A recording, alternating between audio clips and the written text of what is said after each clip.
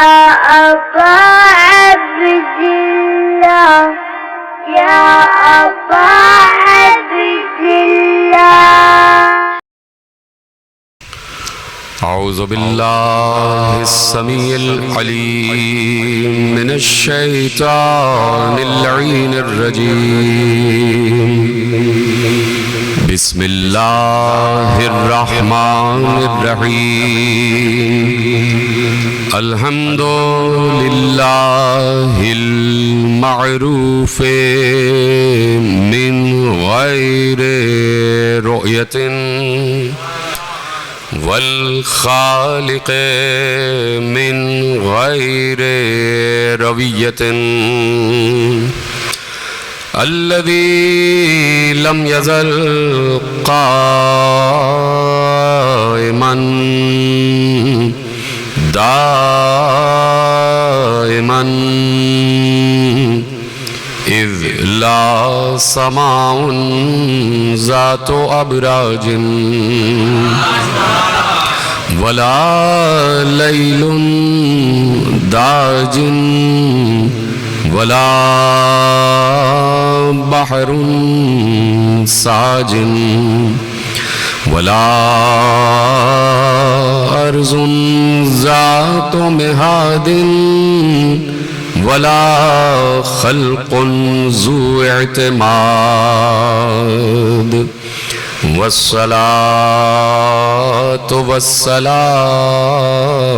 والتحية والإكرام على نبي الرحمة وخازن المغفرة وقائد الخير والبركة ومنقذ العباد من الهلكة سيدنا ومولانا أبي القاسم محمد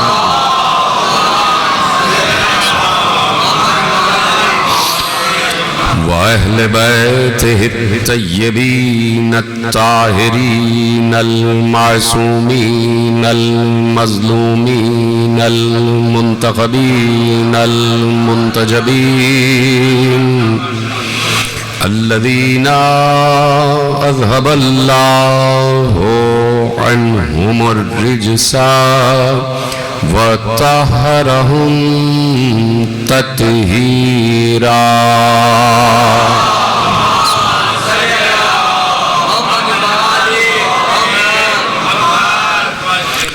أما بعد فقد قال الله سبحانه وتعالى في محكم كتابه المجيد وفرقانه الحميد وقوله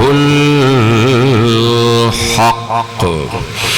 بسم الله الرحمن الرحيم. يا مريم إن الله اصطفاك وطهرك واصطفاك على نساء العالمين. صلوات پڑھے محمد و آل محمد.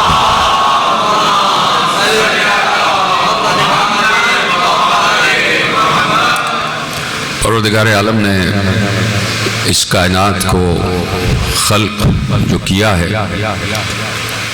اور اس کائنات کی تخلیق کے بعد اس کائنات کو یقیناً جیسے ہم کوئی کتاب لکھتے ہیں، کوئی کتاب تالیف کی جاتی ہے اور کوئی کتاب تصنیف کی جاتی ہے تو اس کتاب کو ڈیڈیکیٹ کیا جاتا ہے، اس کتاب کو منسوب کیا جاتا ہے، اس کتاب کا انتساب کیا جاتا ہے اور اس کے بعد کتاب شروع ہوتی ہے. تو کتاب کا انتساب اولین منزل پر ہوتا ہے اور اس کے بعد کتاب کا موضوع شروع ہوتا ہے اور کتاب کا مضمون شروع ہوتا ہے. تو جو قاری پہلی مرتبہ کتاب پڑھتا ہے وہ سب سے پہلے اس کی نگاہ انتساب پر پڑتی ہے. پہلے وہ دیکھتا ہے کہ مؤلف کون ہے اور اس مؤلف، یقیناً جملہ آپ تک پہنچے گا، اس مؤلف کی فکر، اس مؤلف کا نظریہ، اس مؤلف کا علم، اس مؤلف کا عقل کی عقل میزان بن جاتی ہے۔ وہ جو اس نے انتساب کیا ہے اس سے پڑھنے والا اندازہ کرتا ہے کہ مؤلف کس حکمت کا حامل ہے، مؤلف کس علم کا حامل ہے۔ اور یہ میں اگر بات مجازی طور پر کہہ دوں تو اس میں کوئی دو رائے نہیں ہوگی کہ مؤلف جس کے نام انتساب کرتا ہے تو اسی کے نام انتساب کرتا ہے کہ دو ہی اس کے میزان ہیں، یا تو انتساب جس کے نام ہے اس سے متاثر ہے، یا انتساب جس کے نام ہے اس سے محبت کرتا ہے۔ تو انتساب جو ہوتا ہے کتاب کا وہ بڑا اہمیت رکھتا ہے۔ تو اللہ نے اس پوری لامتناہی کائنات کو خلق کیا کہ جس کا آج تک حدود کا اندازہ کوئی لگا نہیں سکا۔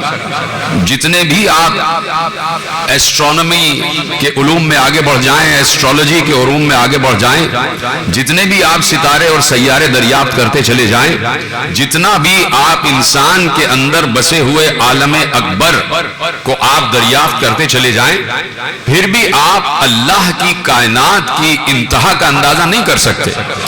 یعنی وہ تخلیق ہے کہ جو آج تک جاری اور ساری ہے، آج تک تخلیق ہو رہی ہے۔ یعنی کچھ کتابیں ہوتی ہیں کہ بلکہ ساری کتابیں کہ بھئی 300 صفحے کی کوئی کتاب ہے تو آخری صفحے پر کتاب کا تتمہ ہو گیا، کتاب ختم ہو گئی، اور اس کے بعد کتاب ترتیب پا گئی اور اس کو مجلد کر دیا گیا۔ لیکن یہ عالمین ایسی کتاب ہے کہ جس کا ابھی تک کوئی اختتام سامنے نہیں آیا، جس کی انتہا کا آج تک کسی کو معلوم نہیں ہوا ہے۔ اور یہ کتاب، اس کتاب کا تخلیق کار، اس کتاب کا مصنف وہ ہے کہ جسے اللہ کہتے ہیں، جسے رحمان کہتے ہیں، جسے رحیم کہتے ہیں، جسے خالق کہتے ہیں، جسے رازق کہتے ہیں، جو خالق مطلق ہے، جو رازق مطلق ہے، جس کا رزق کا دروازہ آج تک کھلا ہوا ہے، جس کی تخلیق کا دروازہ آج تک کھلا ہوا ہے، اور اس کی کتاب تخلیق آج تک ختم نہیں ہوئی ہے۔ یہ لامحدود کتاب تخلیق ہے۔ تو جب کتاب تخلیق لامحدود ہے تو خالق کتنا لامحدود ہوگا، اور وہی لامحدود خالق اس کائنات کی بنی ہوئی کتاب کا انتساب کر کے کہہ رہا ہے کہ ہم نے اس کائنات کا انتساب کیا ہے، اور اس کائنات کے انتساب میں جو ہم نے نام لیے ہیں وہ نام یقیناً ہم اپنی زبان سے لے رہے ہیں۔ تو سوچو ہماری زبان سے جو نام صادر ہو رہے ہوں اور جو ہماری کتاب تخلیق کے انتساب کا اولین گوشہ ہو تو وہ کتنا عظیم ہوگا۔ جسے عظیم اپنی کتاب کا انتساب جن کی طرف منسوب کر دے تو وہ منتسب کتنے عظیم ہوں گے۔ تو جب خالق سے پوچھا جائے اور آج تک پوچھا جائے اور قیامت تک پوچھا جائے کہ پروردگار تیری اس کتاب تخلیق کے انتساب کا موضوع کون ہے اور موضوع کون ہے، تو آواز یہی آ رہی ہے، صرف سننے والے کان چاہیے کہ آواز یہی آ رہی ہے کہ میں نے اپنی کتاب تخلیق کا انتساب محمد، علی، فاطمہ، حسن، حسین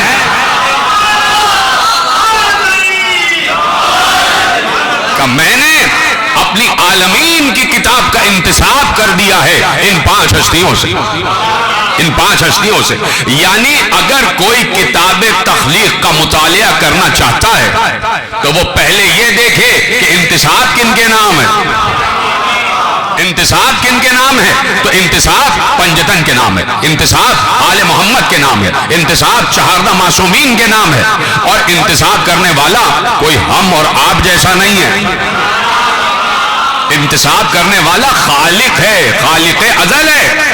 انتساب کرنے والا وہ ہے کہ جس کی، اور یقیناً جملہ تک پہنچے گا کہ انتساب کرنے والا وہ ہے کہ آج 1.5 ارب مسلمان جسے ہر اپنی مصیبت میں یا اللہ مدد کہہ کے پکارتا ہے، وہ یا اللہ کہ جس سے مدد کے طالب ہو، اس نے اپنی کتاب تخلیق کا عنوان رکھا ہے محمد و علی و فاطمہ و حسن و حسین. یعنی جب کتاب لامحدود ہے تو انتصاب کتنا لامحدود ہوگا. جب کتاب تخلیق لامحدود ہے تو انتصاب کتنا لامحدود ہوگا. یہ جو کچھ بھی میرے عزیزوں 1400 برس سے تقریر یقیناً لائیو جا رہی ہے اور بہت سے افراد اس کو دیکھ رہے ہوتے، اور اس وقت یہ جو میڈیا ہے یہ ایک میڈیم بنا ہوا ہے ہمارے افکار عالم میں منتشر کرنے کا، عالم میں منتشر کرنے کا. اور دیکھیے کہ قدرت نے یہ انتظام کیا ہے کہ کچھ باتیں تھیں جو گھر میں رہ جاتی تھی، تو اب یہ باتیں نشر ہو رہی ہیں.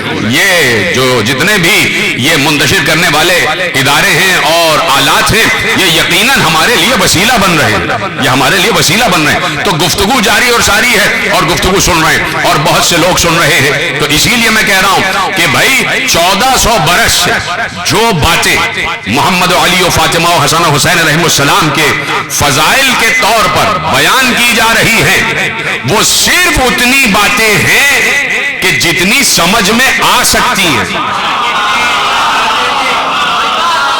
میں شکر گزار ہوں کہ بزرگ تشریف فرمائے اور میری بات پر ساتھ کر رہے ہیں کہ یہ وہ باتیں بتائی جا رہی ہیں کہ جو تمہاری عقل میں سمجھ آ سکتی ہیں. یہ بات یاد رکھیے کہ ابھی بہت سی ایسی باتیں بیان ہی نہیں کی گئیں اور نہ بیان کی جا سکتی ہیں. اور اس کی وجہ کیا ہے؟ اس کی وجہ یہ ہے کہ خود ان ہستیوں نے منع فرمایا، خود ان ہستیوں نے کہا، اور خود میرے چھٹے امام جعفر صادق علیہ السلام نے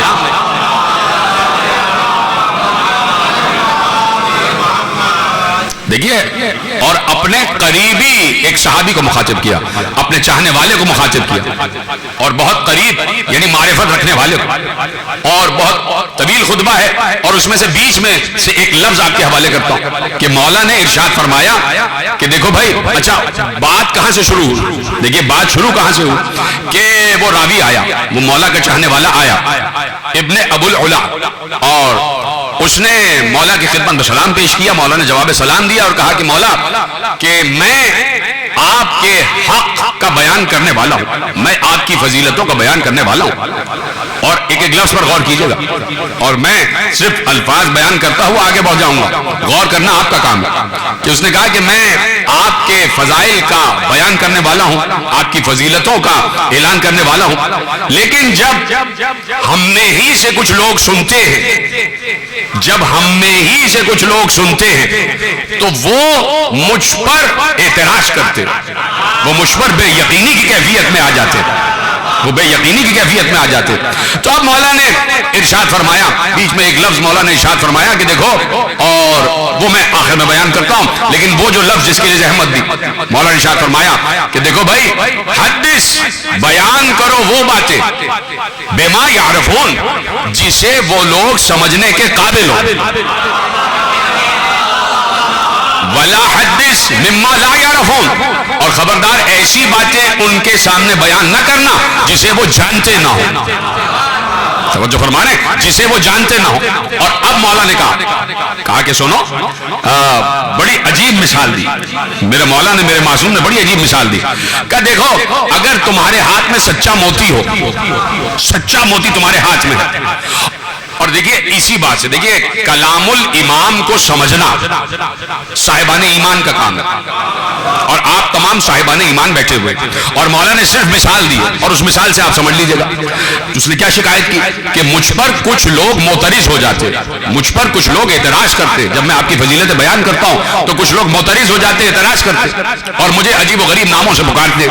تو مولا نے کہا کہ بھائی ان سے وہ بات بیان کرو جو وہ جانتے ہیں، جسے وہ سمجھنے کی صلاحیت رکھتے ہو، اور وہ بات بیان نہ کرو کہ جسے وہ سمجھنے کی صلاحیت نہ رکھتے ہو. اب کہا کہ تمہارے ہاتھ میں ایک سچا موتی ہو اور تم کسی کے سامنے کرو اور وہ دیکھنے والا یہ کہے، یہ چونکہ مولا کی حدیث کے الفاظ ہیں اس لیے ممبر سے بیان کر رہا ہوں کیونکہ مولا نے بیان کیا. کہا کہ تمہارے ہاتھ میں سچا موتی ہو اور تم کسی کے سامنے اس موتی کو دکھاؤ اور سامنے والا اس موتی کو جانور کا فضلہ کہہ دے، تو اس میں موتی کا قصور نہیں ہے، اس کی آنکھوں کا قصور ہے. اور پھر لفظ کہا کہ دیکھو اگر موتی کو کوئی جانور کا فضلہ کہہ دے تو اس میں تمہارا کوئی نقصان نہیں ہے، اور اگر تمہارے ہاتھ میں جانور کا فضلہ ہو اور اسے کوئی موتی کہہ دے تو اس میں بھی تمہارا کوئی فائدہ اور کوئی نقصان نہیں ہے۔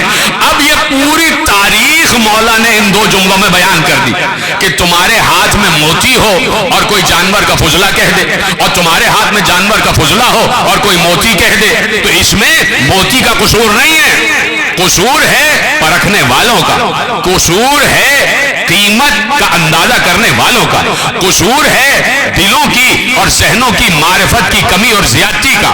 تو اب جملہ آپ لے جائیے کہ اگر کوئی موتی کو گندگی کہہ رہا ہے اور کوئی گندگی کو موتی کہہ رہا ہے تو موتی پر اس سے کوئی فرق نہیں پڑتا، تو 1400 برس سے ہم بھی یہی کہہ رہے ہیں کہ بھائی موتی کو موتی مانو اور گندگی کو گندگی مانو۔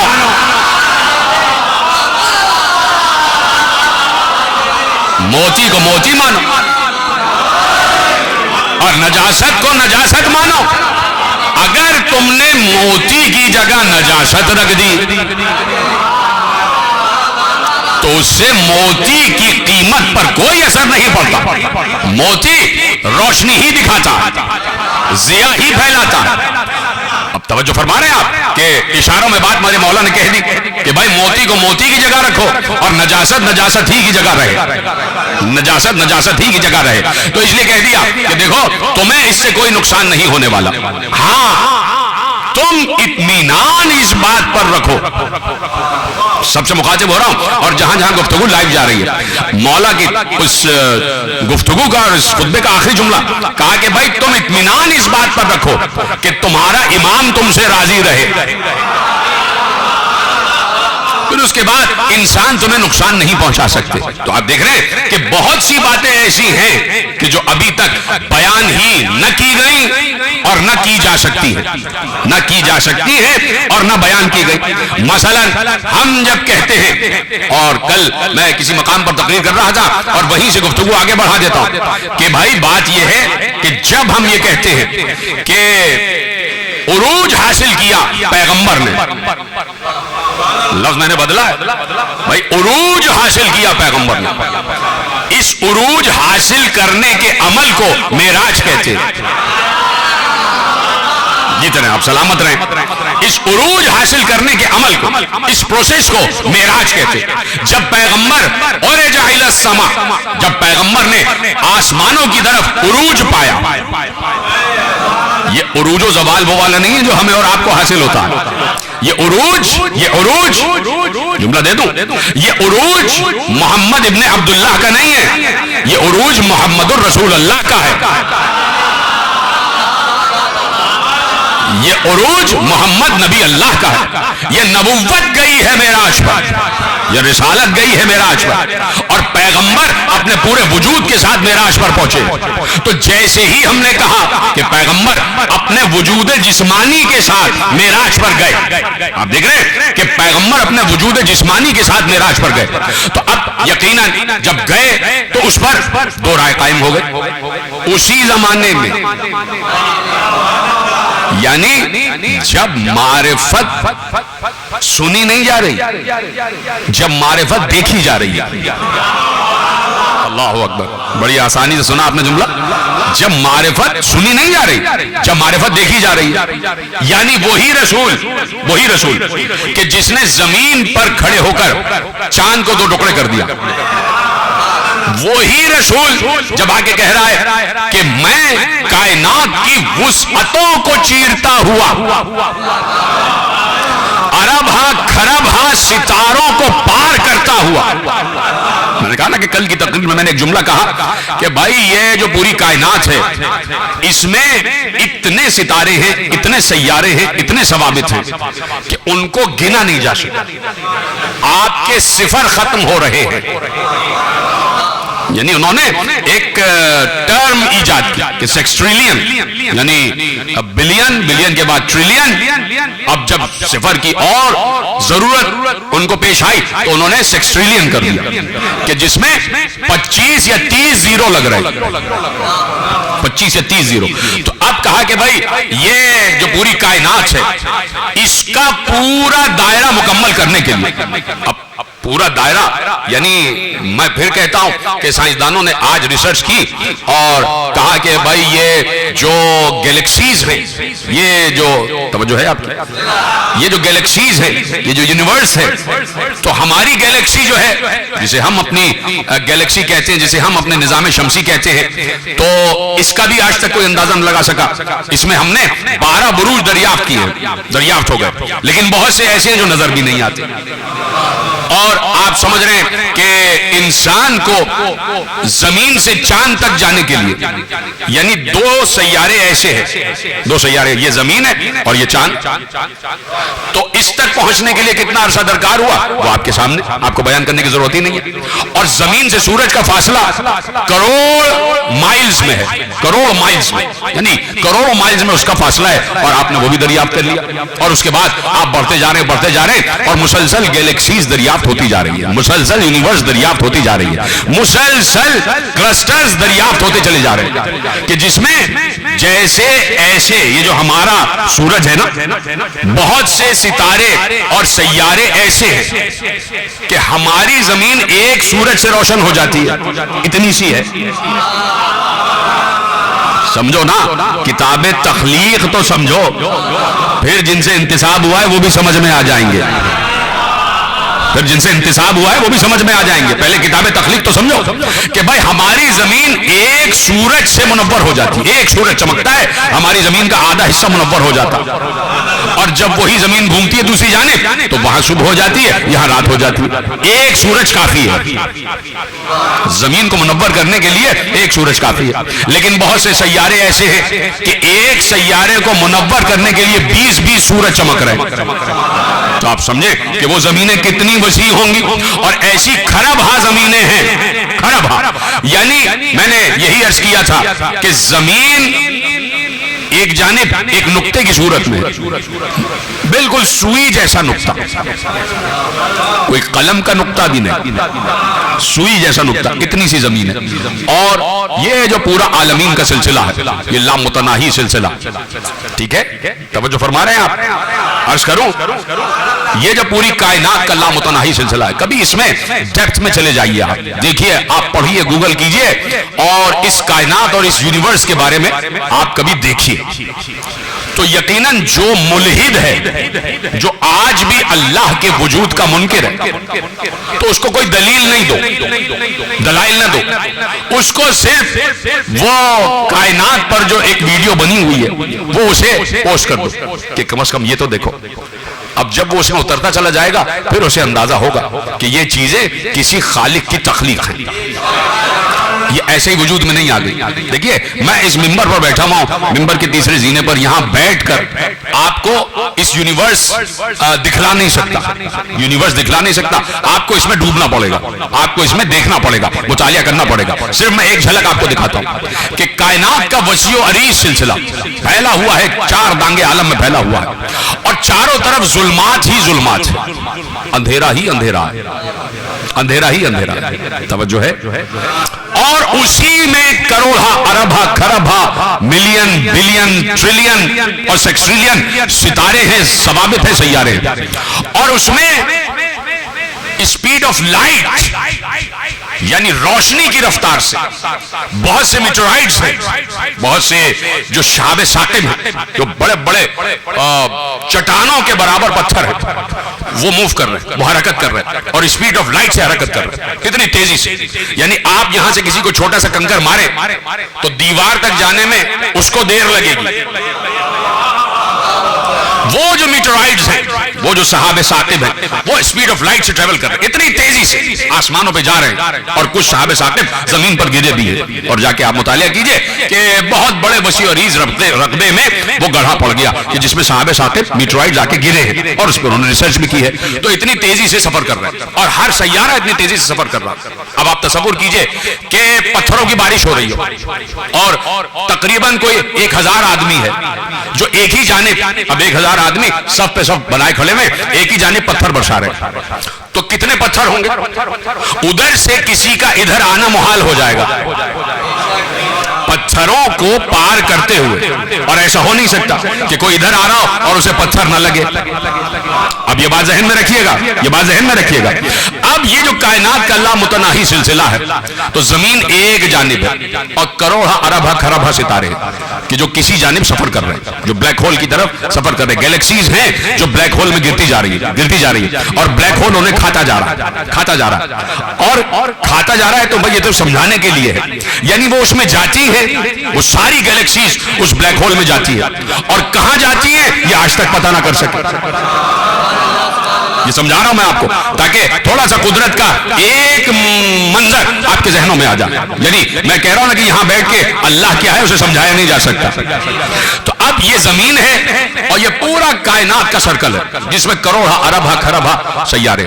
تو میں نے اسی لیے عرض کیا کہ کل کی تقریر میں میں نے عرض کیا کہ اگر کوئی زمین سے چلے اور چلنے کے بعد آدھا سرکل طے کرے کائنات کا, آدھا سرکل کائنات کا طے کرے, ادھر تک آئے, واپس نہیں, واپس زمین تک نہیں, صرف آدھا سفر طے کرے, تو اسے 20 کھرب سال لگیں گے.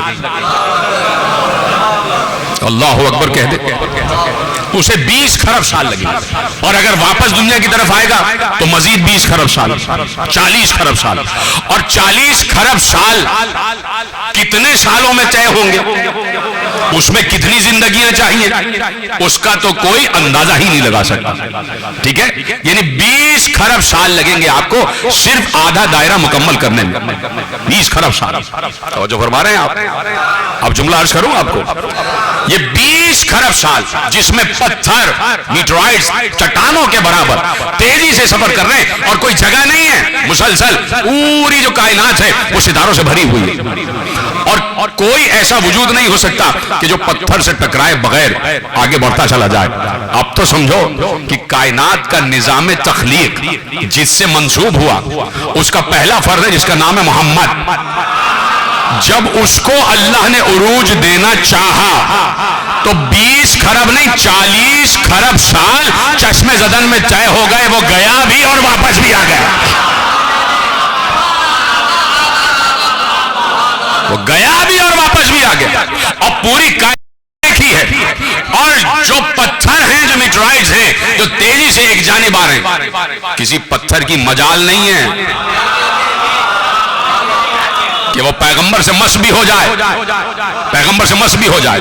ہاں توجہ فرما رہے ہیں آپ کہ اسی لیے علی نے کہا, اور زندہ مجمع میرے سامنے بیٹھا ہوا ہے, بڑا صاحبان معرفت مجمع میرے سامنے بیٹھا ہوا ہے, میں صرف لفظ کہوں گا اور آپ اس لفظ کی گہرائی تک پہنچ جائیں گے.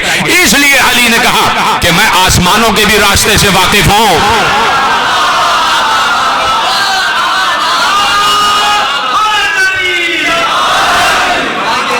میں آسمانوں کے راستے سے واقف ہوں.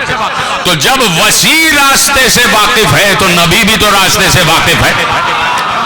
تو اب لے جانے والا ہے جبرائیل, بلوانے والا ہے اللہ, اور سواری کا نام ہے براق سواری کا نام ہے. تو تم اب تک کوئی ایسا اسکائی لیب تیار نہ کر سکے, کوئی ایسا وائس تیار نہ کر سکے کہ جو اتنی تیزی سے سفر کرتا چلا جائے. ہے بڑی سپیڈ سے جا رہے لیکن اتنی تیزی سے نہیں. وہ گئے بھی اور واپس بھی آ گئے, لیکن روح نہیں, جسم گیا. وہیں سے تو اختلاف شروع ہوا کہ جب پیغمبر واپس آئے تو پیغمبر نے کہا میں گیا واپس آ گیا. پوری کائنات دیکھی میں, پورے ثوابت و سیارے اور سارے ستارے دیکھے, اور ہر ستارے میں بسنے والی مخلوق دیکھی, اور گیا بھی اور واپس بھی آ گیا. تو اب معرفت تو سامنے ہے نا, خود پیغمبر مجسم معرفت ہے, اور معرفت اپنی معرفت بیان کر رہی ہے, معرفت اپنی معرفت بیان کر رہی ہے. تو اب پیغمبر کا عروج تصور کرو کہ کتنی بلندی پر ہے ذات مصطفیٰ, اتنی بلندی پر ہے. اللہ بتانا چاہتا تھا کہ تم کو میں بتاؤں کہ مصطفیٰ کتنا بلند ہے. مصطفیٰ اتنا بلند ہے جتنا میں خود بلند ہوں. مصطفیٰ اتنی بلندی پر ہے جتنی بلندی پر میں ہوں, اور اسی لیے میں نے مصطفیٰ کو وہاں تک بلند کیا جو میرا مقام ہے, جسے مقام محمود کہا جاتا ہے, جسے قاب قوسین کہا جاتا ہے. تو اب گئے اور واپس آ گئے. ٹھیک ہے, تو کیا دیکھا؟ پوری کائنات کو دیکھا, پوری کائنات کو دیکھا, ہر سیارے کو, ہر ستارے کو, ہر ثابت کو, سب کو دیکھا, ہر مخلوق کو دیکھا, آسمانوں کو دیکھا, آسمان کو نہیں, آسمانوں کو. آئیے جری صاحب تشریف لائیے. آسمانوں کو دیکھا, آسمانوں کو. ابھی میں صرف ایک لفظ کے لیے آپ کو زحمت دے رہا ہوں, صرف ایک لفظ, اور وہ لفظ آپ تک پہنچے گا تو یقیناً آپ کی معرفت یقیناً میں سمجھتا ہوں کہ بلند تو ہے, مزید بلند ہو جائے گی. لیکن جب تک میں جملہ نہیں کہہ رہا, میرے الفاظ آپ کے حوالے ہیں کہ اس کائنات کی لامتناہیت کا اندازہ کرو کہ ابھی انسان یہ جو میں کھربوں ستاروں کی بات کی ہے نا, میں نے 20 کھرب اور یہ اور وہ اور یہ گیلیکسیز اور یہ کلسٹرز اور یہ تمام چیزیں, یہ اس پہلے آسمان کے نیچے کی بات ہے.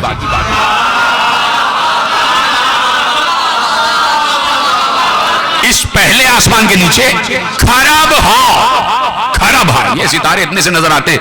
جو ستارہ جتنا چھوٹا نظر آئے گا نا, سمجھ لو وہ اتنا ہی دور ہے, اور جو ستارہ جتنا قریب نظر, جتنا بڑا نظر آئے گا, سمجھ لینا اتنا ہی ہم اس سے قریب, ہم اس سے قریب ہے. چاند ہم دیکھ لیتے ہیں کہ ہم سے قریب ہے تو بڑا سا نظر آ جاتا ہے. سورج قریب ہے, یعنی اتنا بھی قریب نہیں لیکن قریب ہے تو نظر آ جاتا ہے. تو جتنی دوری پر ہوگا تو چھوٹا سا ہی نظر آئے گا. اس لیے 1400 برس سے امت سے کہہ رہے کہ آل محمد کی معرفت حاصل کرو. اب چونکہ معرفت نہیں ہے تو تمہیں چھوٹے سے نظر آتے ہیں. جتنی معرفت ہوتی جائے گی قرب بڑھتا جائے گا, اور جب قرب بڑھے گا تو گرینڈر سامنے آئے گا, تب لامتناہیت سامنے آئے گی. توجہ فرما رہے. تو اب یہ جو کچھ بھی ہے اس پہلے آسمان کے نیچے ہے. تو ابھی یہ جو ذات انسانی ہے یہ ابھی آسمان کو چھو نہیں پائی, ابھی آسمان کو چھو نہیں پائی, ابھی آسمان کے نیچے ہے جو کچھ بھی ہے. توجہ فرما رہے. اس آسمان کی جو پہلا آسمان ہے جسے آپ نیلگوں کہتے ہیں, جسے آپ نیلا آسمان کہتے ہیں, جملہ دے رہا ہوں میرے طرف متوجہ رہیے گا کہ بھائی اس آسمان کے نیچے ہے جو کچھ بھی ہے. اور معصوم نے کہا کہ یہ جو تمہارا پہلا آسمان ہے, اس دوسرے آسمان اور پہلے آسمان میں فرق بتایا میرے مولانا نے. تیار ہیں سننے کے لیے؟ سب ہے نا میری جانب؟ پہلے آسمان اور دوسرے آسمان کے جغرافیہ میں, اس کے ڈائمیٹر میں, اس کے سائز میں, اس کی حدود میں فرق یہ ہے کہ پہلا آسمان دوسرے آسمان کے مقابلے میں ایسا ہے جیسے وسیع و عریض صحرا ہو اور اس صحرا میں بیچ میں کہیں ایک سکہ پڑا ہوا.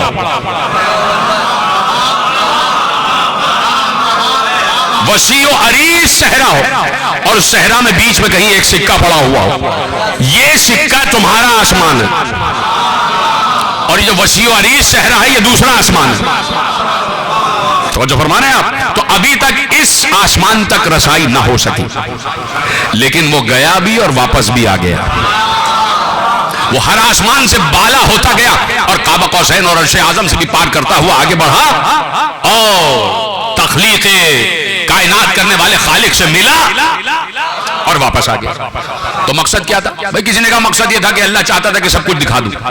سارے ستارے دیکھ لو, سارے ثوابت دیکھ لو, سارے سیارے دیکھ لو, ساری مخلوقات دیکھ لو, سارے فرشتے دیکھ لو, سارے ملائکہ دیکھ لو, سب کچھ دیکھ لو, دکھانے کے لیے بلایا.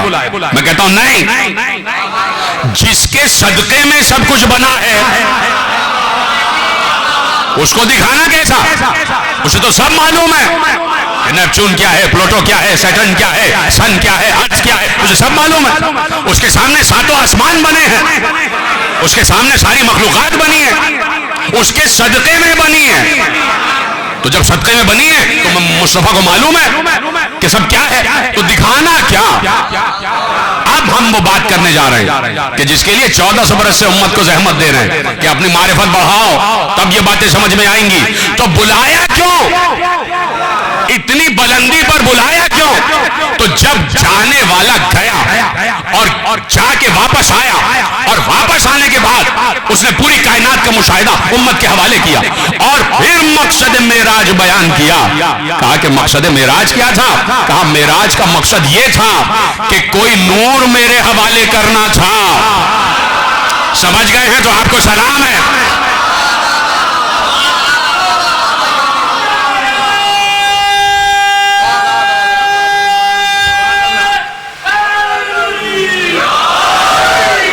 جتنے آپ سلامت رہے.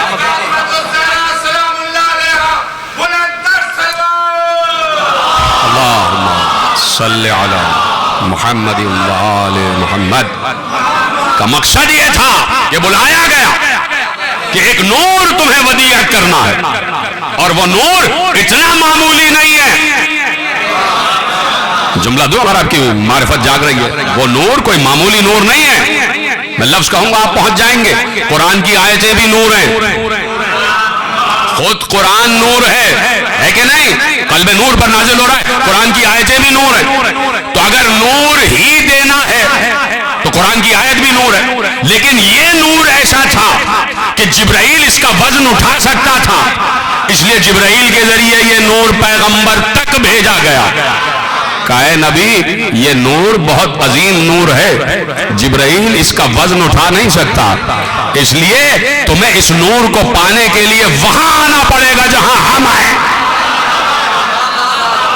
اس نور کو پانے کے لیے تمہیں مقام قاب قوسین تک آنا پڑے گا, اور ہم نے تمہیں بلایا ہی اس لیے کہ ہم تمہاری پیشانی میں یہ نور زہرا ودیعت کر سکیں, اور ہم نے تمہیں یہ نور عطا کر دیا. اس لیے آدم سے لے کے عیسیٰ تک, اب سمجھ میں آیا کہ آدم سے لے کے عیسیٰ تک کوئی اتنا ظرف نہیں رکھتا تھا کہ اس نور کی ذوق برداشت کر سکے. اس لیے آدم سے لے کے عیسیٰ تک کسی کو معراج پر بلایا ہی نہیں. کوئی نبی معراج پر نہ گیا. کیوں؟ اس لیے کہ نور زہرا خاص ہے وجود مصطفیٰ کے لیے. جملہ آپ نے ملاحظہ فرما لیا. نور زہرا خاص تھا وجود مصطفیٰ کے لیے. نور زہرا خاص تھا وجود نور مصطفیٰ کے لیے, اور نور مصطفیٰ اس منزل رفعت پر تھا, اور نور مصطفیٰ وہ وزنی نور تھا جو زہرا کے نور کے وزن کو اٹھا سکتا تھا. جملہ میں نے بہت بڑا کہا, آپ نے بڑی آسانی سے سنا. نور مصطفیٰ وہ وزنی نور تھا کہ جو وزن نور زہرا کو اٹھا سکتا تھا, اور اللہ نے مصطفیٰ کو بنایا ہی اتنا عظیم تاکہ یہ نور عظمت پیشانی مصطفیٰ میں منتقل ہو سکے. تو اللہ نے مقرر رکھا اور مخصوص رکھا کہ آؤ ہم تک بلند ہو جاؤ. ہم نور, جملہ آپ کے حوالے کر رہا ہوں, ہم نور زہرا کے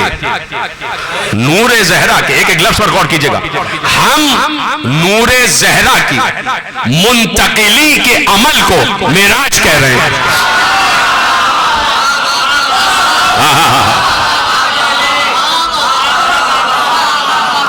ہم نور زہرا کے منتقلی کے عمل کو معراج کہہ رہے ہیں. تو یہی وہ باتیں جو کسی کی سمجھ میں آتی ہیں, کسی کی سمجھ میں نہیں آتی, جو کسی کی سمجھ میں آ رہی ہیں, کسی کی سمجھ میں نہیں آ رہی. سمجھ اس کی نہیں آئیں گی جو مصطفیٰ کو نہیں سمجھ رہا ہے, اور مصطفیٰ کی عظمت کا اندازہ کرنے کے لیے ضروری ہے کہ اللہ کو پہچانا جائے. اللہ کو پہچانا جائے. اللہ مصطفیٰ کو محبوب کہہ رہا ہے. بڑی آسانی سے سنا آپ نے جملہ. اللہ, یہ میں نہیں کہہ رہا کہ مصطفیٰ میرے محبوب ہے, یہ کوئی ملا نہیں کہہ رہا کہ مصطفیٰ میرے محبوب ہے, یہ کوئی مولوی نہیں کہہ رہا مصطفیٰ میرے محبوب ہے. یعنی حب کا بھی ایک معیار ہے, حب کا بھی معیار ہے. اور کاش کے جملہ پہنچ جائے کہ محبت اپنے ہم طبقہ سے ہوتی ہے.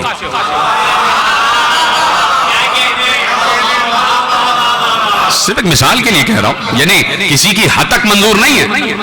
پیغمبر نے ہر انسان کو برابر قرار دیا, اور صرف یہ قرآن نے کہا کہ ان اکرمکم عند اللہ اتقاکم, تم میں سب سے بہترین وہ ہے کہ جو تقوی میں زیادہ.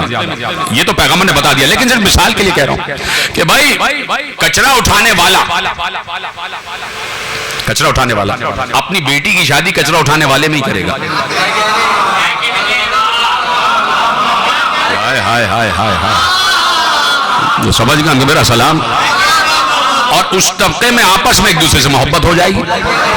بھائی جو عمل ہے, رکشے والوں کا ایک طبقہ ہے, تو جو رکشے والوں کا طبقہ ہے آپس میں ان کے لڑکی اور لڑکے میں محبت ہو جائے گی. رکشے والے کا لڑکا, رکشے والی کی لڑکی. اسی طرح استاد کا لڑکا, استاد کی لڑکی. تو محبت ہوتی ہے ہم طبقہ میں. لوگ کہتے ہیں برابر کا ہونا چاہیے. تو اللہ نے مصطفیٰ کو محبوب کہا ہے.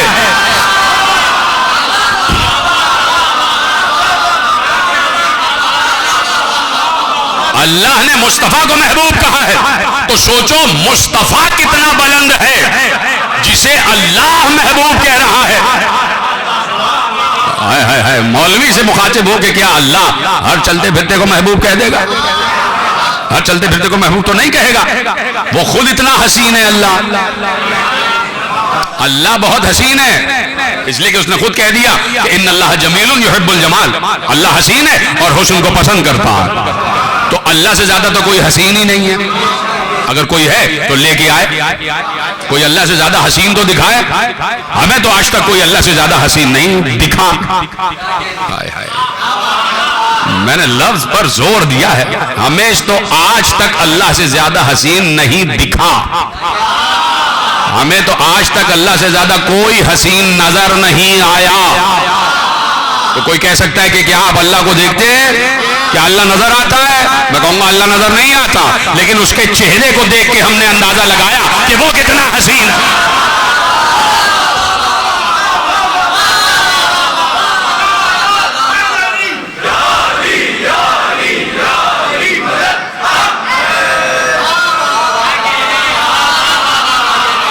تو اب مصطفیٰ کتنے عظیم ہیں کہ جنہیں اللہ محبوب کہہ رہا ہے, جنہیں اللہ محبوب کہہ رہا ہے.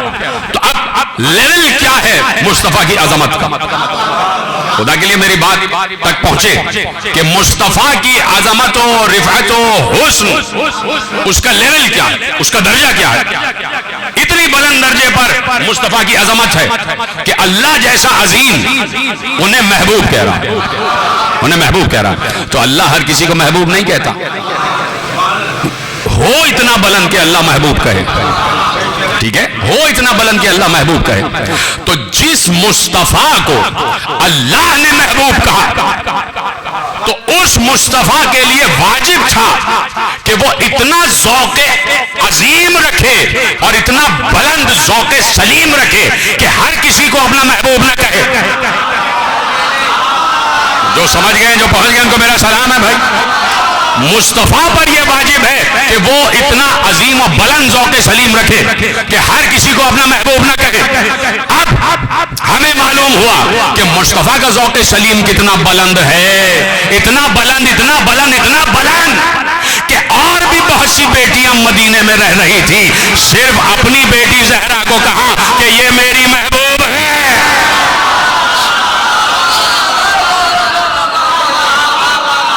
محبوبۃ المصطفیٰ, زہرا کا لقب ہے محبوبۃ المصطفیٰ, مصطفیٰ کی محبوب. جملہ تو اب آپ کے حوالے کر رہا ہوں, اللہ کے محبوب کی محبوب. اسی لیے کہہ دیا کہ دیکھو بات یہ ہے کہ یہاں اب عجیب بات پیغمبر نے کہی. میں نے تو جملہ کہہ دیا کہ اللہ کے محبوب کی محبوب زہرا, اللہ کے محبوب کی محبوب, یعنی اب بیچ میں پیغمبر کا وسیلہ آ گیا. بیچ میں وسیلہ ہے رسول کا, بیچ میں ذات ہے رسول کی, کہ اللہ کا محبوب ہے مصطفیٰ اور مصطفیٰ کی محبوب ہے زہرا, مصطفیٰ کی محبوب ہے زہرا. لیکن خدا کی قسم تیار ہو جائے جملہ سننے کے لیے, یہ تو ہماری فکر ہے, ہماری معرفت ہے جو اتنے نیچے آ گئی کہ ہم نے یہ کہہ دیا کہ اب بیچ میں ذات مصطفیٰ ہے جو وسیلہ قرار پا رہی ہے حب زہرا کا. لیکن پیغمبر نے ذات زہرا کا مرتبہ بتایا پوری دنیا کو, اور اس عالم میں بتایا کہ شیعہ سنی ہر کتاب نے لکھا کہ اب پیغمبر نے بتایا کہ زہرا کی نسبت اور زہرا کا قرب کیا ہے ذات خدا سے. ایک بار اپنے کو بیچ میں سے ہٹایا,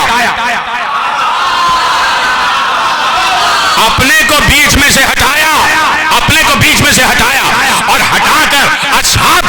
مخاطب ہو کر کہا کہ کیا پہچانتے ہو زہرا کو؟ زہرا اس منزل رفیع پر بلند ہے کہ جس پر زہرا غضبناک اس پر اللہ غضبناک.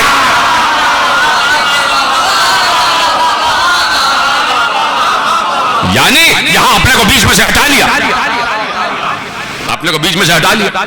یعنی یہ بھی کہہ سکتے تھے اور کہا کئی منزلوں پر کہ بھائی حسن و حسین سے محبت کرو. یہ حدیث ہے کہ جس نے حسن و حسین سے محبت کی اس نے مجھ سے محبت کی، اور جس نے مجھ سے محبت کی اس نے اللہ سے محبت کی. تو بیچ میں اپنے کو رکھا. لیکن جب زہرا کی بات آئی تو کہا براہ راست ہے معاملہ براہ راست ہے. جس پر زہرا غضبناک اس پر اللہ غضبناک، اور جس سے زہرا راضی اس سے اللہ راضی. یعنی یہاں براہ راست بتایا کہ ربط کیا ہے اللہ اور زہرا کے درمیان، بین العبد والمعبود. ربط کیا ہے؟ اور وہ ربط یہ ہے کہ براہ راست یہاں میں بھی نہیں ہوں بیچ میں، یہاں میں بھی نہیں ہوں بیچ میں کہ میرے پاس آ جاؤ کہ ذرا سفارش کر دیں اللہ سے، ہم نے یہ کام کیا ہے جس سے زہرا غضبناک ہو گئی. کہا نہیں، میں بیچ میں نہیں ہوں، میرے دروازے پر نہ آنا، میرے دروازے پر نہ آنا. اگر اللہ کو راضی کرنا ہے تو زہرا کو راضی کرو. وہ علیحدہ بات ہے، عجیب بات ہے کہ جا کے پڑھیے گا تاریخ میں لکھا ہوا ہے اور کتب احادیث میں لکھا ہوا ہے، کتب سیر میں لکھا ہوا ہے کہ جب بھی اصحاب یہ سمجھتے تھے کہ پیغمبر ان سے ناراض ہو گئے اور وہ چاہتے تھے کہ پیغمبر سے پوچھا جائے کہ سبب ناراضگی کیا ہے، تو اصحاب در زہرا پر آتے تھے اور کہتے تھے آپ سفارش کر دیجئے کہ رسول راضی ہو جائے. لیکن پیغمبر نے کہا اگر زہرا کو راضی کرنا ہے تو میرے پاس نہ آنا، اس لیے کہ یہ معاملہ براہ راست ہے، یہ معاملہ براہ راست ہے. اگر اللہ کو راضی کرنا ہے تو زہرا کو راضی کرو، اگر اللہ کو کی رضا حاصل کرنا ہے تو زہرا کی رضا حاصل کرو. اس لیے پیغمبر کو معراج پر بلایا اور نور زہرا ودیت کیا، نور زہرا ودیت کیا. اور اس لیے ہر کتاب نے اور پیغمبر نے اس بات کو صراحت کے ساتھ محفوظ کروایا. سنو، اس لیے بار بار جو آپ لفظ سنتے ہیں نا سدرۃ المنتہا سدرۃ المنتہا سدرۃ المنتہا، اس لیے بار بار سدرا کو پہچانو، سدرۃ المنتہا کو پہچانو. کیوں پہچانو؟ اس لیے پہچانو کہ جبریل وہاں رک گیا اور صرف میں آگے بڑھا اور وہاں تک پہنچا جہاں ذات خدا ہے. تو اب جبرائیل تو ہے ہی نہیں، آدم سے عیسیٰ تک کوئی نہیں، آدم سے عیسیٰ تک کوئی نہیں. ٹھیک ہے، میں صرف ایک مثال دینے جا رہا ہوں کہ کہاں پر ہے نور زہرا اور کس کے دستے اختیار میں ہے نور زہرا، کس بلندی پر ہے نور زہرا، کس کے دستے ملکیت میں ہے نور زہرا. کون ایسا مالک ہے جو نور زہرا کی ملکیت لینے کے بعد مالک کہلا رہا؟ کاش کے جملہ پہنچ جاتا. چلیے آگے بڑھ جاتا ہوں، مثال دے رہا ہوں. میں کہوں کہ بھائی میں یہ تسبیح آپ کو دینا چاہتا ہوں، میں یہ تسبیح آپ کو دینا چاہتا ہوں تو ملکیت ہے میری یہ تسبیح. تو جس کو بھی دینا چاہوں گا کہ بھائی شمس بھائی ہیں، یہ بلال ہیں اور دیگر حضرات بیٹھے ہوئے، میں کہوں کہ بھائی میں شمس بھائی آپ کو تسبیح دینا چاہتا ہوں، اکبر صاحب آپ کو تسبیح دینا چاہتا ہوں، لیجئے تسبیح. تو آپ کو وہاں سے اٹھ کے میرے پاس آنا ہوگا اور میں براہ راست تسبیح آپ کے حوالے کر دوں گا. تو اس کا مطلب ہے کہ تسبیح میری ملکیت ہے. اب معلوم کرو کہ نور زہرا براہ راست اس کی ملکیت. تو جہاں نور خدا وہیں نور زہرا، وہیں نور زہرا، وہیں نور زہرا. اور اس لیے مہمان ہے نا رسول، رسول مہمان ہے. اس تقریب معراج کا مہمان ہے رسول، اور تقریب معراج کا جو موضوع معراج ہے وہ ہے زہرا. تو بھائی تقریب کا کوئی منتظم بھی تو ہو. تو اتنی عظیم تقریب، اتنی عظیم تقریب، اتنی عظیم تقریب کہ منتقل ہونا ہے نور زہرا مصطفیٰ تک. تو اس تقریب کا منتظم اتنا اعلیٰ بنایا کہ اس اعلیٰ کا نام علی رکھ دیا.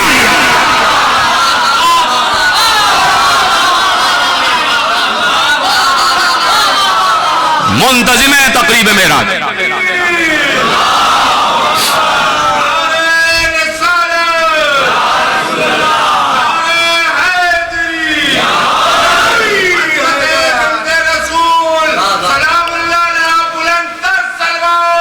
اللہم صلی علی محمد وآل محمد. توجہ فرمائے. منتظم تقریب معراج علی. علی منتظم تقریب معراج. سارا معراج کے نور کا انتظام علی کے حوالے. علی کے حوالے. تو کہہ دیا کہ تمہیں نور ودیت کیا جا رہا ہے.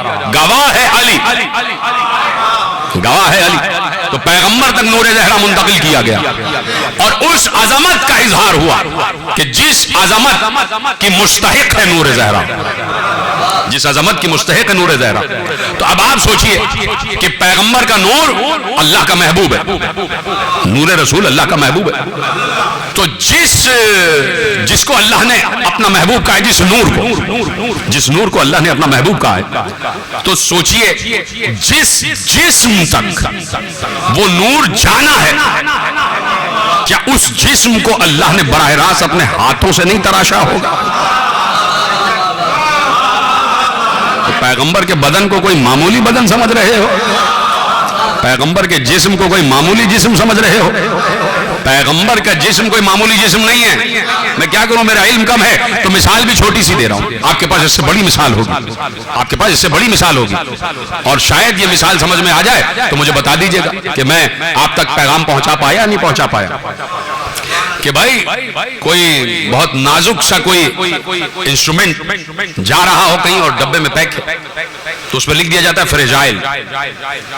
اس پہ لکھ دیا جاتا ہے اور ایک سائن بنا دیا جاتا ہے شیشے کے پیالے کا, اور اس کا مطلب ہی ہوتا ہے فریجائل. کہ بھائی ذرا احتیاط سے, ذرا احتیاط سے. اور مثلا بہت سے انسٹرومنٹس ایسے ہیں جو یہ کیمرے وغیرہ ہیں, یہ جب آتے ہیں تو اس کے ساتھ ایک مینول ملتا کہ بھائی اس میں یہ خرابی پیدا ہو جائے تو اس کو ایسے دور کیا جا سکتا ہے. بروشر میں لکھا ہوتا ہے نا, اگر یہ مسئلہ ہو جائے تو ایسے اس کی خرابی دور کی جا سکتی ہے. اگر اس میں یہ پرابلم ہو جائے تو اس کو ایسا کیجئے پرابلم دور ہو جائے گی. تو یہ ہے بدن مصطفیٰ. بدن مصطفیٰ اتنا فریجائل کہ ہر کوئی سمجھ بھی نہیں سکتا کہ ہینڈل کیسے کیا جائے. ایک بار پیغمبر نے آ کے کہا انی اجد فی بدنی ضعفا, میں اپنے بدن میں ضعف محسوس کر رہا ہوں, تو اب اس ضعف کا علاج کیا ہوگا؟ فوراً زہرا نے کہا کیا علاج ہے؟ کہا زہرا علاج اس کا یہ ہے کہ میں تمہاری چادر میں آ جاؤں. ہائے ہائے ہائے ہائے ہائے ہائے, یہ تیرے آپ سلامت رہیں جیسے آپ نے جملہ محفوظ کیا. میں نے کہا نا مثال کہیں بیٹھتی نہیں ہے صرف سمجھانے کے لیے, نہیں تو یہ کہاں اور وہ کہاں. میں نے صرف سمجھانے کے لیے مثال دی ہے بلا تشبیہ, کہ جب پیغمبر نے آ کے کہا کہ میں اپنے بدن میں ضعف محسوس کر رہا ہوں, کمزوری محسوس کر رہا ہوں, تو کمزوری کا علاج کیا؟ بھائی یہ جسم وہ ہے جو خود اللہ نے بنایا ہے, تو اللہ ہی تو بتائے گا کہ اس جسم کو ہینڈل کیسے کیا جائے. تو فوراً پیغمبر نے بتایا کہ میرے ضعف بدن کا علاج یہ ہے کہ ایتین بالکساء الیمانی, لاؤ زہرا اپنی چادر لاؤ, اپنی چادر لاؤ. یعنی زہرا کی چادر کوئی معمولی چادر نہیں ہے. کسائے زہرا کوئی معمولی کسا نہیں ہے. اس میں روح و نور و جسد پیغمبر کا علاج موجود ہے. اور پھر ایسا علاج ہوا کہ جیسے ہی چادر میں آئے رسول تو فوراً زہرا نے کہا میرے بابا کا چہرہ 14ویں کی چاند کی طرح چمک رہا تھا. یعنی نور, اس کا ضعف, اس کی کمزوری ختم ہو گئی. اور یہ نور, یہ اس کا ضعف اور کمزوری یہ والی نہیں ہے کہ جو انسانوں کو عارض ہو جاتی ہے. یہ ضعف کیا ہے اس کی بھی تشریح ہونی چاہیے. پیغمبر کو ضعف کیسا, پیغمبر کو ضعف کیسا؟ یہ ضعف کیا ہے؟ یہ ضعف ہے تردد, تفکر, فکر. کس بات کی فکر؟ کا فکر اس بات کی ہے کہ ابھی نصارہ نجران سے یہ بات طے ہوئی ہے کہ ہم اپنے بیٹوں کو لائیں تم اپنے بیٹوں کو لاؤ, ہم اپنی عورتوں کو لائیں تم اپنی عورتوں کو لاؤ, ہم اپنے نفسوں کو لائیں تم اپنے نفسوں کو لاؤ. تو تفکر ہے یہ ضعف جو ہے, تفکر ہے. سوچ رہے پیغمبر کہ بیٹے کہاں سے ملیں گے, نساء کہاں سے ملے گی, نفس کہاں سے ملے گا. تو پیغمبر نے اس ضعف تفکر کو دور کرنے کے لیے پورے عالم مدینہ پہ نگاہ ڈالی. ڈالی، صرف ایک دروازہ نظر آیا جہاں بیک وقت مباہلے کا پورا لشکر مل جائے گا، جہاں بیک وقت ایک ہی چادر میں مباہلے کا پورا لشکر مل جائے گا. زہرا میں اس لیے آیا ہوں، جملہ سمجھیے گا، بڑا نازک جملہ آپ کے حوالے کر رہا ہوں اور تقریر آخری مرحلے میں داخل ہو رہی ہے. زہرا میں اس لیے اپنے الفاظ میں بیان کر رہا ہوں، یعنی حدیث قصہ تو پوری آپ کے ذہنوں میں محفوظ ہے، لیکن در پردہ جو معرفت کی راہیں ہیں تو اس میں کچھ الفاظ کہنے کی اجازت ہے جو میں آپ کے حوالے کر رہا ہوں. زہرا میں اس لیے آیا ہوں کہ مجھے بیٹے چاہیے. تو رسول آ جائے در زہرا پر بیٹی مانگنے تو یہ بدعت نہیں ہے. اور اگر ہم کہہ دیں کہ یا زہرا بیٹے عطا کرو تو کہا بھائی بدعت ہے، شرک ہے، یہ استغاثہ بدعت ہے. تو رسول کہہ رہے ہیں کہ مجھے بیٹی مجھے بیٹے چاہیے، بیٹی مجھے نساء چاہیے، بیٹی مجھے نفس چاہیے، یعنی ہے بیٹی مجھے اپنے جیسا چاہیے، مجھے نفس چاہیے، میں اپنے آپ کو طلب کرنے آیا. تو آ گئے کسائے یمانی میں، کسائے زہرا میں، اور ایک ہی چادر میں پورا لشکر مباہلہ پیغمبر کو میسر آ گیا. کس نے عطا کیا؟ کس نے عطا کیا؟ زہرا نے.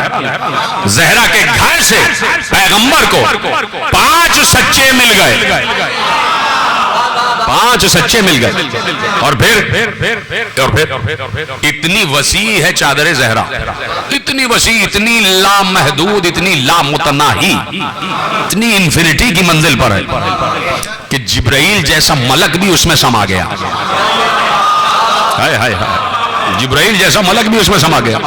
تو جبرائیل تو کچھ بھی نہیں ہے وجود علی کے آگے، جبرائیل تو کچھ بھی نہیں ہے وجود مصطفیٰ کے آگے. جبرائیل بھائی مصطفیٰ، علی، زہرا یقیناً ولایت کی منزل پر ہے، حسن و حسین بھی ولایت کی منزل پر. تو جبرائیل تو کچھ بھی نہیں ہے محمد و علی و زہرا کے آگے، اور جبرائیل کچھ بھی نہیں ہے حسن و حسین کے آگے. جو جبرائیل دیکھیے، ہمارا اختصاص اور ہمارا فخر یہ ہے کہ ہم مسلسل اللہ کی عبادت کریں، مسلسل اللہ کی عبادت کریں، اس کے سجدے میں گرے رہیں اور اس سے توفیق مانگیں کہ پروردگار اپنے بارگاہ میں سجدہ کرنے کی توفیق عطا فرما، پروردگار ہمیں نماز پڑھنے کی توفیق عطا فرما، ہمیں روزہ رکھنے کی عبادت کرنے کی توفیق عطا فرما. اور جسے توفیق حاصل ہو جائے وہ اپنے آپ کو بڑا خوش قسمت سمجھتا.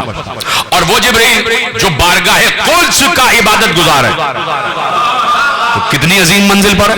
وہ تو چاہے گا کہ ہر وقت سجدے میں رہوں، ہر وقت اس کی تسبیح کرتا رہوں، تقدیس کرتا رہوں، تحلیل کرتا رہوں، تکبیر بیان کرتا رہوں. توجہ ہے. یقیناً حسنین کا جھولا جھلانے والی عبادت اسے تکبیر سے بڑی نظر آئی، اسے تسجید سے بڑی نظر آئی. پروردگار مجھے بھیج دے، میں جھولا جھلاؤں گا، مجھے جھولا جھلاؤں گا. دیکھیے جب بات آ جائے مصطفیٰ کی تو کوئی کہہ سکتا ہے کہ بھائی آپ جبرائیل کو ایسے ایسے کہہ رہے ہیں، نہیں، جب بات آ جائے مصطفیٰ کی تو جبرائیل کچھ بھی نہیں ہے، تو جبرائیل کچھ بھی نہیں. بہت بڑے ملک ہیں، ملک مقرب ہیں. یہ نہیں ہے کہ جبرائیل کا احترام ختم کر دیں، جناب جبرائیل کا احترام واجب ہے. یہ یہودی ہیں جو جبرائیل کے دشمن ہیں، جو جبرائیل کے دشمن ہے وہ یہودی ہے، اور یہودی آج تک جبرائیل کا دشمن ہے. وہ کہتا ہے جتنے عذاب یہودیوں پہ بنی اسرائیل پہ نازل ہوئے سب جبرائیل لے کے آئے.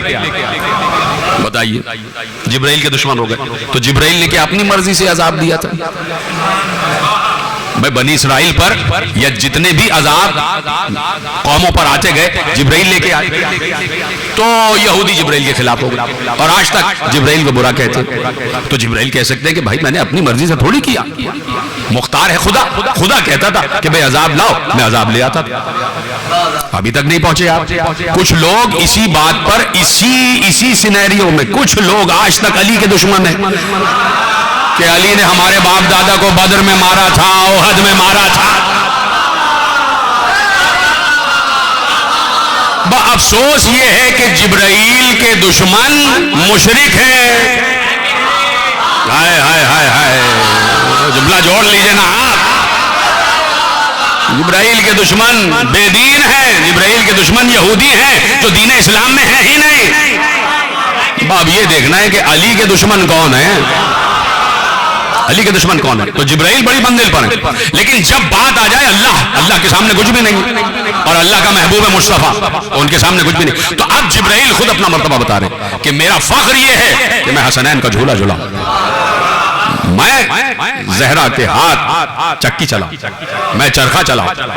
آتے ہیں جبرائیل خدمت کے لیے، اور جب جاتے ہیں پیغمبر کے پاس وہی لے کر، تو در زہرا سے ہوتے ہوئے جاتے ہیں۔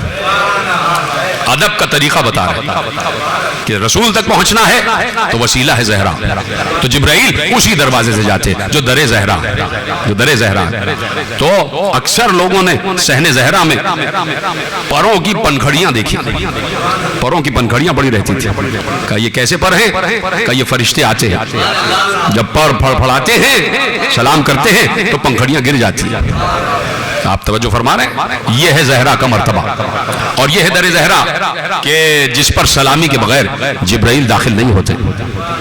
اور میرے عزیزو، جبرائیل کی تو قدر ہے، نزل بہ الروح الامین علی قلبک۔ مسلمان جبرائیل کے بڑے قدردان ہیں، بڑے احترام کرتے، تو ذرا اس کا بھی تو احترام کرو کہ جس دروازے کا جبرائیل نے احترام کیا۔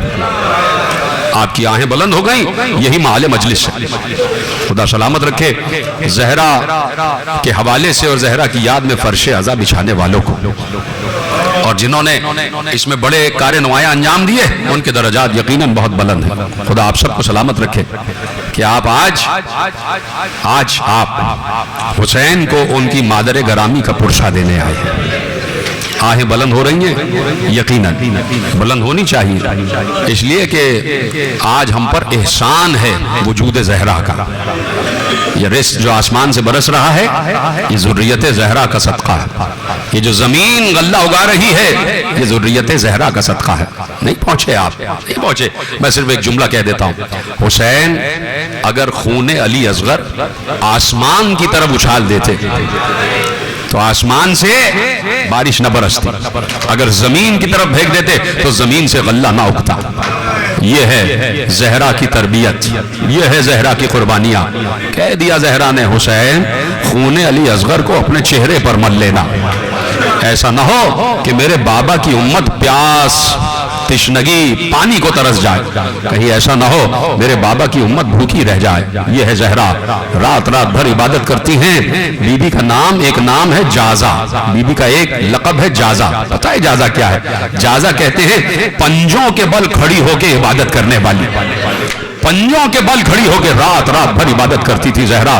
تصور میں لائے، ہاں آپ کی آوازیں بلند ہیں، اس سے بھی زیادہ آپ کو آواز بلند کرنا چاہیے کہ زہرا نے رات بھر کھڑے ہو کے اللہ کی عبادت کی ہے۔ اور خود حسن مجتبی روایت کرتے ہیں کہ میری مادر گرامی جب بیٹھ جاتی تھی اور اس کے بعد دعا مانگتی تھی تو ہر فرد مدینہ کا نام لے لے کر دعا مانگتی تھی، اور اس کے بعد ہاتھ چہرے پر مل لیتی تھی۔ میں نے اپنی اماں سے پوچھا، اماں سب کے لیے مانگا، اپنے گھر والوں کے لیے کچھ نہ مانگا؟ کہا کہ بیٹا مجھے اس کی بارگاہ میں شرم آتی ہے کہ کچھ اپنے لیے مانگوں۔ اور پھر کہا سنو پہلے پڑوس کا حق ہے اور پھر اپنا حق ہے۔ یہ زہرا امت کو دعائیں دیتی ہوئی گئی ہیں۔ امت کو ہم یہی سوال پوچھنا چاہتے ہیں کہ اے امت، تو نے زہرا کو کیا دیا؟ تو نے فاطمہ زہرا کو کیا دیا؟ آج پوری امت کو متحد ہو کر ایام زہرا منانے چاہیے۔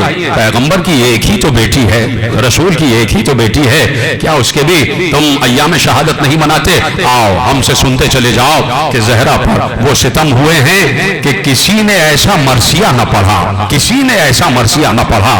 آسیہ جناب آسیہ، ان کو زمین پر لٹا کر ان کے ہاتھوں اور پاؤں میں میخیں گاڑ دی گئی، جناب آسیہ کے ہاتھ میں کیلیں گاڑی گئیں اور کہا گیا کہ فرعون کو مانو، فرعون کو تسلیم کرو، لیکن جناب آسیہ نے تسلیم نہ کیا۔ اتنا ستم ہوا آسیہ پر، اور پھر ستم انبیاء پر بھی ہوئے ہیں، عیسیٰ تک پر ستم ہوئے ہیں، لیکن کسی بھی خاتون نے اور کسی بھی نبی نے، میں پڑھنے پر آ جاؤں تو وہ ستم آپ کو سناؤں جو انبیاء پر ہوئے ہیں۔ بنی اسرائیل نے انبیاء کو مارا ہے، قتل کیا ہے، اور سنیں گے کیا کیا ہے؟ یہ ہمارے بھائیوں کی کتاب میں لکھا ہوا ہے کہ انبیاء کو قتل کرنے کے بعد ٹکڑے ٹکڑے کر دیتے تھے، اور ٹکڑے ٹکڑے کرنے کے بعد انہیں کڑھاؤ میں تیل میں پکایا جاتا تھا. یعنی یہ تک انبیاء پر ظلم ہوئے میرے عزیزو. لیکن جملہ کہہ دوں، کسی نے بھی یہ نہ کہا کہ مجھ پر ایسی مصیبتیں پڑی جو روز روشن پر پڑتی تو سیاہ رات میں بدل جاتے. اب اندازہ کرو، ہائے تو کہہ دو میرے عزیزو، اب اندازہ کرو زہرا پر کتنی مصیبتیں پڑی ہیں کہ قبر رسول سے لپٹ کر کہا بابا صبت علی مصائب اللہ انہا صبت علی الایام سرنا لیالیا. بابا آپ کے بعد زہرا پر وہ مصیبتیں پڑی کہ دن سیاہ راتوں میں بدل جاتے. میرے عزیزو سنتے چلے جائیے اور اپنے دامن کو چاک کرتے چلے جائیے، اپنے گریبان کو چاک کرتے چلے جائیے. آ گئے علی، آ گئے اس عالم میں، آ گئے کہ زہرا کا حجرہ ہے اور زہرا حجرے میں استراحت فرما رہی ہیں. علی کو بلایا، علی کو وصیتیں کی ہیں جو وصیتیں آپ کے ذہنوں میں ہیں. اور اس کے بعد جب علی چلے گئے تو 5 برس کی زینب کو بلایا. میں نے کہا اور میں اکثر کہتا ہوں آنسوؤں کا انتظار نہ کیا کرو کہ آنسو آئیں گے، نہیں، آنسو کبھی کبھی اختیار میں نہیں ہوتے. ہائے کہنا آپ کے اختیار میں ہے، یہ ہائے لفظ ہائے کہنا یہ آپ کے اختیار میں ہے، آپ ہائے کہہ سکتے ہیں. اور اس لیے ہائے زیادہ کہو کہ حسین بیٹا ہے زہرا کا، حسن بیٹا ہے زہرا کا، اس لیے بھی ہائے زیادہ کہو کہ زینب و ام کلثوم بیٹی ہیں زہرا کی، اور اس لیے بھی ہائے زیادہ کہو کہ ایک بیٹا اور بھی ہے زہرا کا جس کا نام ہے عباس. عباس بھی بیٹا ہے زہرا کا. تو آج پرسہ دیتے چلے جاؤ. زہرا نے زینب کو بلایا، بیٹی 5 برس کی ہے کہ جب ماں اس دنیا سے جا رہی ہے بہت وصیتیں کی، زینب سے بہت باتیں ہوئی، لیکن ان باتوں میں ایک بات عجیب تھی. کہا کہ زینب تجھے معلوم ہے نا میں حسین سے کتنی محبت کرتی ہوں، میں حسین کو کتنا چاہتی ہوں. زینب میں چاہتی ہوں میرے بعد حسین سے ویسے ہی محبت کرنا جیسے میں حسین سے محبت کرتی ہوں. بڑی وصیتیں کی زینب کو، ایک لفظ اور اس کے بعد تقریر تمام. کہا زینب مجھ سے وعدہ کرو حسین کو کبھی تنہا نہیں چھوڑو، اجرکم علی اللہ، حسین کو کبھی تنہا نہیں چھوڑو گی، اور جہاں جہاں حسین جائے ساتھ ساتھ جانا، زہرا بن کے ساتھ جانا. 5 برس کی زینب رو رہی ہے، اپنی ماں کے سینے سے لپٹ گئی، اپنی اماں کا ہاتھ چوم رہی ہے، اپنی اماں کا ماتھا چوم رہی ہے. زہرا نے لرزتے ہوئے ہاتھوں کو آگے بڑھایا اور زینب کو سینے سے لگا لیا، اور ایک بعد زہرا رونے لگی، زہرا گریہ فرمانے لگی. نہ معلوم اس وقت زہرا کو کیا کیا نہ یاد آ رہا ہوگا، نہ معلوم اس وقت چشم زہرا کیا کیا نہ دیکھ رہی ہوگی. ایک بار زینب نے وعدہ کر لیا، چلی گئی زہرا اس دنیا سے، اٹھ گیا زہرا کا جنازہ، دفن ہو گئی زہرا جنت البقیع میں، خاک کا پیوند ہو گئی زہرا جنت البقیع میں، عرش اعظم پر پہنچ گئی زہرا. اور ایک زمانہ گزر گیا، اور ایک زمانہ جب گزرا تو 28 رجب آ گئی، اور 28 رجب آئی تو حسین مدینے سے کوچ کر رہے تھے. زینب کو وعدہ یاد آ گیا، زینب کو وعدہ یاد آیا. کہا بھیا میں بھی ساتھ جاؤں گی، اس لیے کہ اماں سے وعدہ کیا تھا. لیکن 27 رجب کی رات آئی تو زینب نے کہا بھیا مجھے اماں کی قبر پر لے چلو، مجھے زہرا کی قبر پر لے چلو. بھائیوں کے جلوں میں، بھائیوں کے پردے میں زینب چلی، اور جیسے ہی زینب کی نگاہ قبر زہرا پر پڑی، زینب قبر پر بیٹھی نہیں بلکہ اپنے آپ کو اماں کی قبر پر گرا لیا، اور ویسے ہی قبر سے لپٹی جیسے شب شہادت زہرا کے سینے سے لپٹی تھی. اور اب ایک جملہ کہا، آخری جملہ تقریر کا ایک جملہ کہا، اور جملہ کہنے کے بعد کہا اماں مجھے معاف کر دینا، اب میں تمہاری قبر پر چراغ جلانے نہیں آ سکتی، اس لیے کہ اے اماں تم نے مجھ سے وعدہ لیا تھا کہ جہاں جہاں حسین جائے زینب ساتھ جانا. اماں حسین جا رہا ہے، زینب ساتھ جائے گی. یہ کہہ کے زینب اٹھی تو قبر زہرا سے آواز آئی، اے بیٹی اپنے کو تنہا نہ سمجھنا، یہ ماں وعدہ کرتی ہے جہاں جہاں تم جاؤ گے زہرا ساتھ ساتھ بال کھولے ہوئے منہ پر تماچے مارتے. ماتم زہرا.